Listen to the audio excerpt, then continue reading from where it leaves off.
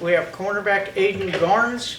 Questions for Ayden? Greg? Yeah. So Ayden, before we get to the transfer, just get Yes, to your high school and the fact that you weren't a bigger recruit at that point in time. The chip on your shoulder at that juncture. Explain the journey to Duquesne.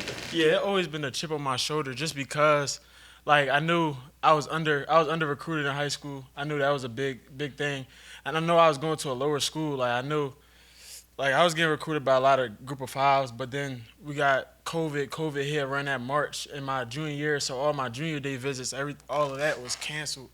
So after that, I was just all right. I just got to work, and then my senior year, we only got to play 4 games my senior year. We only got to play 4 games. So I had a good tape, but it wasn't enough for like a group of 5 or a P5 school. So Duquesne had hit me up late because I was going to end up trying to reclass maybe, but Duquesne hit me up late, and I was just, all right, I'm going to just go here and just work until I get here. So, I mean, I got to a place where I feel like I was going to be able to move up. So you're very successful at Duquesne. Now go through the transfer process. When did it hit you? You know what? I'd like to try to move up, and then ultimately, why did you come to West Virginia? And it hit me like the middle of the season a little bit, just because I'm like, I feel like we was going to win a championship, and I feel like me winning a championship there was one of the biggest things I was going to end up doing, because we weren't going to get at Duquesne, we didn't get a lot of like scouts. We got a lot, but it wasn't really a lot. So I knew I was able to play on that level because I played against teams on that level. Like, I played against the Florida States. I played against Hawaii. I came and played West Virginia. So I feel like I was able to play at this level, so I wanted to give myself a chance. Did you feel like that game against West Virginia last year was validation to what you always believed? Like, was that one of those? Yeah, that was a stepping stone. I knew it wasn't the best game for us, Duquesne, but personally, I feel like I did what I had to do that game to like solidify myself as one of the players, and in the league I was in and the country. Was that your first experience at WVU and soaking in what the experience? Yeah, that was being my a first. Mountaineer That was my first time. The big part that hit me is when I think our first touchdown was when that musket went off.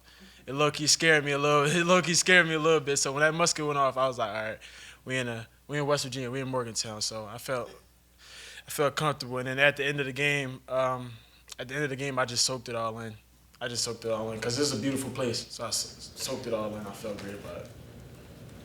So why'd you come to West Virginia? What brought you here? Who else were you interested in? So I was interested in Cincinnati. So I got in the portal around the 4th, and I think a couple days after that, I went to Cincinnati, had a good visit there, and I came here a day after. And it just felt like home. Like when I first got here, it felt like home.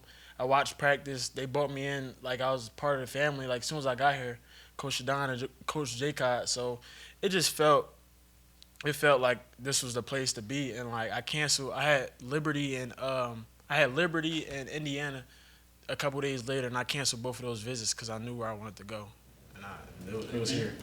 Was that in your mind, playing here the year before, what you saw, the crowd, everything like that?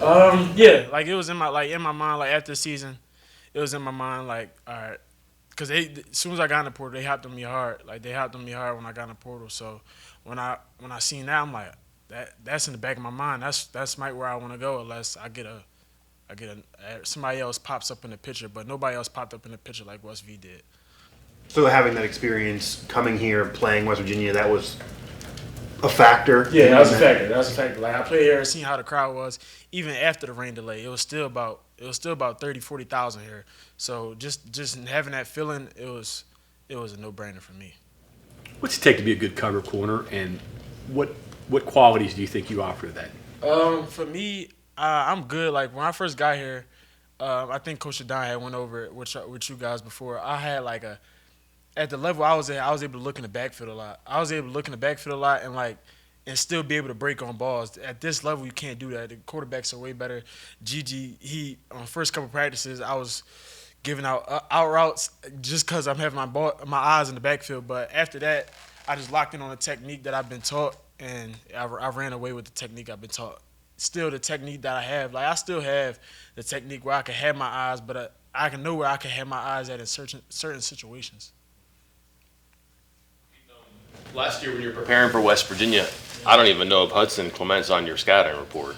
Okay, probably not, right? Nah, What? that's actually funny. So we came into the game and we were focused on Devin Neal because we know well secondary wise we were focused on Devin Neal because we were like he had a lot of the big catches in Penn State, so our eyes was on him. But when we seen he didn't come out there in pre warm up, I think he was out there in pre warm ups, but then he took his pads off. So we were like who we gonna see? So like when Hudson came up, it was just like, oh, okay, we just gotta figure this guy out. But by the time we tried to figure it out, he already had 2 touchdowns. But he's a great player. I go against me and Hudson. We've been going against each other because he been to the field with me a lot. So we go against each other every day, and it's a blessing to go against him every day. A couple of times in the game. Yeah, I did. It was like towards the fourth quarter. That's when I got on him a little bit, and then I was on him in the first quarter. But I was in the nickel a lot, so I wasn't able to be on the outside guys as much. But no catches though, right? Yeah, no catches. Okay, gotta get that right. That's fine. So is it a little odd coming into the locker room after you commit here? Are you all rehashing the game last year? I mean, is there anybody you remembered that said, "Hey man, I was butting heads with you last year, but now we're teammates"? So like when I first got here, I'm like, man, I really don't want to talk to that guy. He did us like he had an amazing game on us. He had an amazing game on us, but like throughout the winter workouts and everything else, we started to bond a little bit, and then through camp now, we have a good relationship. It's all love and war. What's the difference between here and where you were in terms of athletes, the game? Athletes, I feel like on the outsides, slots, receivers, DBs, I feel like it's not really a huge difference. Like speed that's definitely a difference, but like physicality wise, maybe a little bit, but the real change was just the offensive line and defensive line for me, just because I was in the nickel a lot, so like when I played against them, I wasn't able to do certain things because I had Wyatt Milam trying to blitz and he picking me up every blitz. So like, but going down to where I was at, it was easy for me to come off the edge. Nobody ever knew it, but getting ID and stuff like that was definitely something I had to take accordingly. Going a little bit off of John's question, you don't got to call anybody out or anything, but in terms of a percentage, how much of a percentage do you believe players that were at Duquesne or at that level, at that FCS level, can legitimately play in the Big 12 or So we had 4 players, I'm not going to say any names, that was on my team at Duquesne, but we had about 4 players that I feel like if they get to this level, they can make a splash. Like I think we had one of them with the UMass. One of them with the UMass. That's group of 5, but that's still a level up. And I feel like he's gonna improve where he's at and do the things that he do. But we had about 4 players that I feel like can make it. I even just meant because you made even a bigger jump. Yeah, I feel like it's a couple players down there that could definitely do their thing. You originally, when you first got here, the coach said maybe safety, maybe corner. Yeah. Obviously, you seem locked in pretty much at corner now. Yeah. Did you have a preference? Why do you fit better maybe at corner? No, I didn't have a preference. It was like, I played a lot. I played really everywhere. At Duquesne. I was in the slot. I was at corner. I was at field. I was at boundary. I was at free. Been at strong a little bit. So just having the versatility, I think that's something that helped me because now I know where a lot of pieces are. Like now in our defense here, I know where the rotations are going. I know what certain guys are doing. I know what my help is.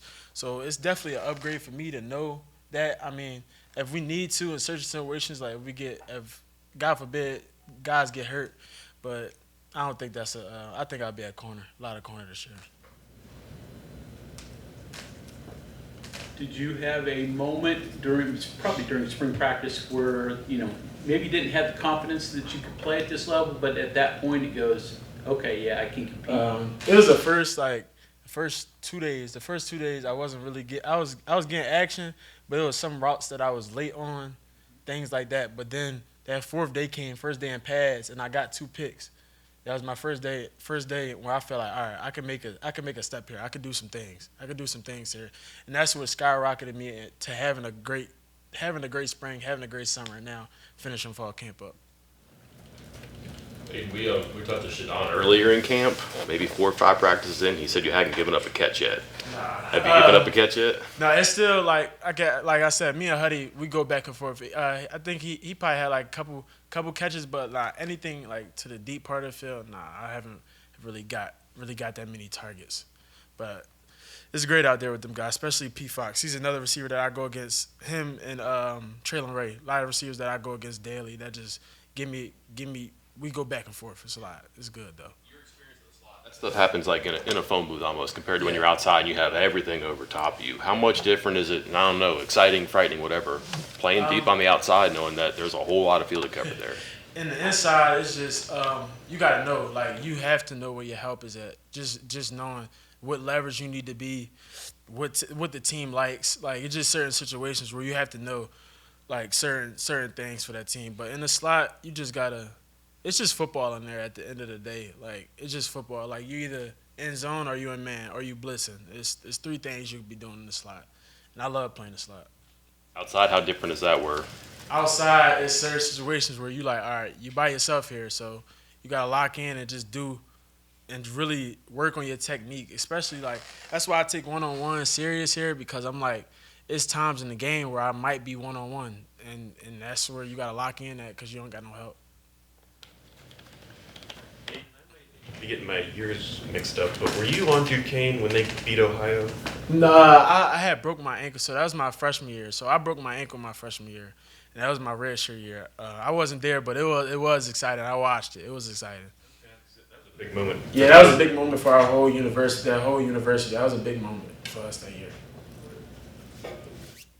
Monsignor Bonner, right? Yes, sir. So Anthony Beck. Anthony Is Beck. he a big name still there? Huge Have you name. ever run across him? Huge name. Every summer he has his home football camp where he just help like lower kids just get their fundamentals going, and it's great that he does that. And I got to talk to him this summer when I was at home. Did you ever go to his camp when you were younger? Yeah, I went to his camp when I was younger, and I worked it when I played at Bonner. We worked it. Help all the little kids. You talked to him at all since you became a Mountaineer? A little bit. This summer I did just talk about like how was his experience here, things like that. But I probably see him. He said he might be at the first game. So if you're not at his son's game, then I'll probably see him. Right now you're on one side and you got Hollis on the other, so two transfer guys at corner. What's Hollis' game? How's he helped you? And He helped me just breaking down my technique because, like I said, I was a little jumpy and looking at things when I first got here, and he helped me just to settle down and get my eyes and my feet working because these guys are a lot faster here. Like I was able to just stay on top of guys and things like that at the level I was at. But now he just taught me how to just settle down and really just play loosely and just work on our technique. We work on our technique a lot, like before and after practice, get the little stuff in with our eye control, hand control, things like that. How much size or weight, strength did you gain since you got 17 here? pounds. 17 pounds? 17 pounds since January 6th is when I arrived. And how much were you then? I was 163. 180? Yeah. Yeah. You guys lifted weights at Duquesne, but is it Yeah. just a different level? Yeah, like it was nutrition wise, it was a whole different scenery when I first got here. When I got here, my first week, I think I put on like 4 pounds. It was like a blessing. Like it's a whole different ball game over here. I knew it was different when I first arrived. The immediate reaction to something like that from the outside would be, okay, does that affect your speed and quickness any? But it seems like from a recovery standpoint, from combating receivers physically, that's a lot more positives that you can rely on. Yeah, that's a lot more positive. I just feel like, even in the run game, I feel more powerful than I was in the spring. Coming in the fall camp, I just feel like I can come down a little bit more harder than I was in the spring, and I'm still got the same speed, still running with guys. That wasn't like no thing for me. The speed's still the same. give you 3 square meals of Duquesne? He didn't feed you enough? Yeah, I don't know. It was just like most of it, like at that level, like you do a lot of things on your own. Like most of the stuff is on your own. Here you have a lot more help, a lot more people. There you don't have as much help. There's people there, but you just don't have as much help as you have at this level.